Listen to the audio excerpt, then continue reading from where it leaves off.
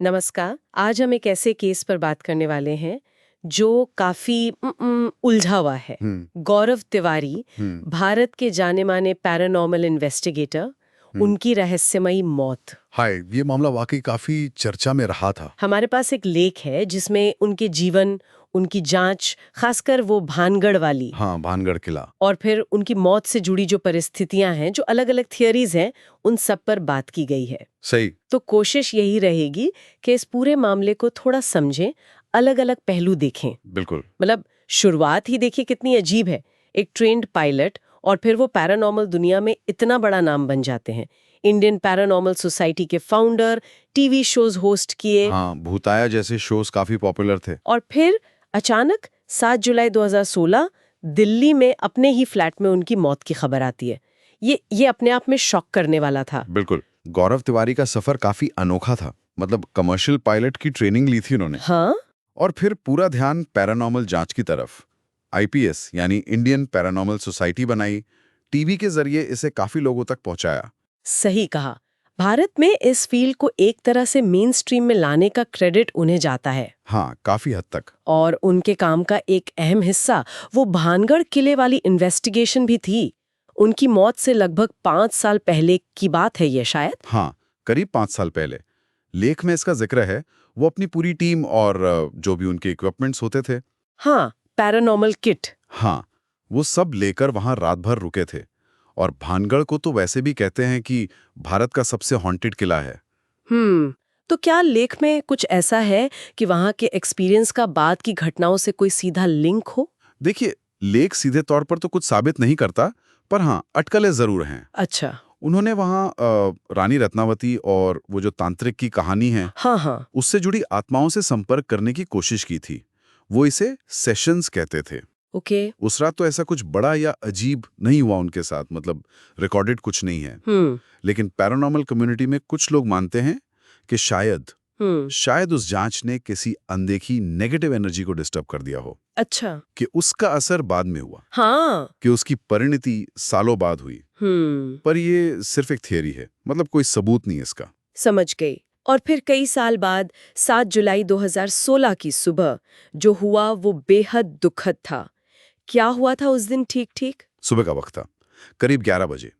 परिवार वालों ने बाथरूम से एक तेज आवाज सुनी। और जब वो वहां पहुंचे तो उन्होंने गौरव तिवारी को वहां मृत पाया। ओ, और गले पर निशान की बात भी थी? हाँ, गले पर एक गहरा काला सा निशान था, रस्सी जैसा। तो फिर पुलिस की जांच हुई होगी। क्या निकला उसमें? ऑफिशियल रिपोर्ट क्या थी? हाँ, ऑटोप्सी हुई। रिपोर्ट में मौत का कारण एस्फिक्सिएशन बताया गया, मतलब दम घुटना। ओके। और पुलिस का निष्कर्ष था कि ये आत्महत्या थी। उनका कहना था कि तिवारी ने बाथरूम में जो कपड़े इस्त्री करने वाली रॉड होती है, हाँ। उससे दुपट्टे का फंदा लगाकर जान दी। दिल्ली पुलिस ने यह भी साफ किया कि उन्हें किसी फाउल प्ले, मतलब किसी साजिश का कोई संकेत नहीं मिला। यहीं पर मामला सबसे ज्यादा कंफ्यूजिंग हो जाता है। एक तरफ पुलिस की ये सीधी रिपोर्ट है, आत्महत्या। दूसरी तरफ वो बातें जो उनकी मौत से ठीक पहले सामने आईं। तिवारी ने अपने करीबियों से, अपनी पत्नी से शायद कहा था कि हाँ, कि एक नकारात्मक शक्ति उन्हें अपनी ओर खींच रही है। हाँ, इस बयान का क्या मतलब निकाला जाए फिर? पुलिस की फाइंडिंग से एक ऐसी मेल खाता है? यही इस केस का सबसे बड़ा सवाल है, विरोधाभास है। उनके परिवार ने, दोस्तों ने इस नकारात्मक शक्ति वाली बात की पुष्टि की थी। अच्छा। और ये भी पता चला कि वो मौत से कुछ टाइम पहले जनकपुरी में एक लड़की के केस पर काम कर रहे थे, जिसे कथित तौर पर कोई पैरानॉर्मल प्रॉब्लम थी। तो पैरानॉर्मल फील्ड में इन बातों से थ्योरी बनी कि शायद अलौकिक हस्तक्षेप हो सकता है। कि उनकी जांचें, चाहे वो भांगड़ वाली हो या कोई और। हाँ, कि शायद इन इन्वेस्टिगेशंस की वजह से वो किसी नेगेटिव एंटिटी के संपर्क में आ गए हों। रेडिट जैसे ऑनलाइन फोरम पर भी इस पर काफी बहस हुई थी। लेकिन फिर वही बात, ये सब अटकलें हैं, कोई ठोस सबूत नहीं। तो पुलिस ने इस एंगल को कैसे देखा? मतलब ये नकारात्मक शक्ति वाली बात, क्या उन्होंने कोई साइकोलॉजिकल पहलू भी देखा? बिल्कुल। पुलिस जांच में ये बात भी आई कि परिवार के साथ कुछ तनाव था। अच्छा, किस तरह का तनाव? देखिए, उनका काम ऐसा था, देर रात तक जांच चलती थी। शायद इनकम को लेकर कुछ इश्यूज थे।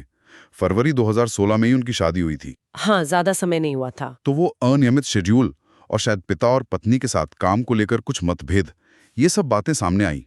पुलिस का मानना था कि ये सब मिलकर मानसिक दबाव बना सकते हैं। लेकिन क्या किसी ने उनमें सुसाइडल टेंडेंसी देखी थी? मतलब उस नकारात्मक शक्ति वाले बयान के अलावा?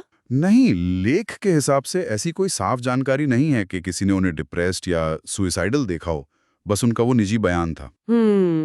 और भी थ्योरीज थी शायद, कुछ लोग कुछ और भी कह रहे थे। हाँ, कुछ बातें उठी थीं, जैसे कोई अचानक मेडिकल इमरजेंसी, मान लीजिए हार्ट अटैक, लेकिन उससे गले के निशान की बात एक्सप्लेन नहीं होती। सही। और कुछ लोगों ने तो ये भी शक जताया कि शायद ये हत्या हो, जिसे आत्महत्या का रूप दिया गया हो। अच्छा, किस आधार पर? वो गले के निशान की गहराई और घटनास्थल पर संघर्ष के निशान न होने का हवाला देकर।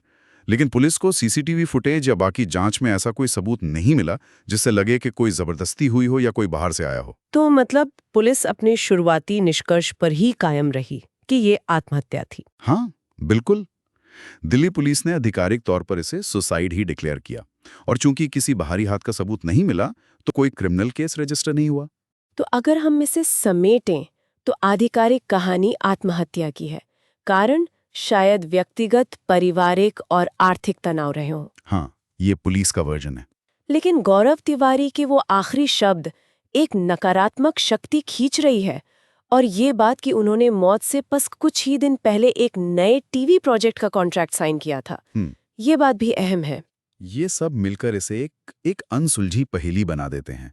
तनाव, मेंटल स्टेट और पैरानॉर्मल दावे, सब कुछ आपस में उलझ गया है। बिल्कुल सही कहा। और ये हमें सोचने पर मजबूर करता है, क्या किसी इंसान का पैशन, खासकर पैरानॉर्मल इन्वेस्टिगेशन जैसा काम जिसमें इतने रिस्क इन्वॉल्व हों, क्या वो उसे ऐसी साइकोलॉजिकल स्टेट में ला सकता है जहां बाहरी दबाव और अंदरूनी अनुभवों के बीच की लाइन धुंधली हो जाए? या फिर क्या वाकई ऐसी अनदेखी ताकतें हो सकती हैं जिनके बारे में हम जानते ही नहीं? हाँ, ये सवाल तो रहता ही है। स्रोत हमें कोई पक्का जवाब नहीं देते, लेकिन सोचने के लिए बहुत कुछ छोड़ जाते हैं।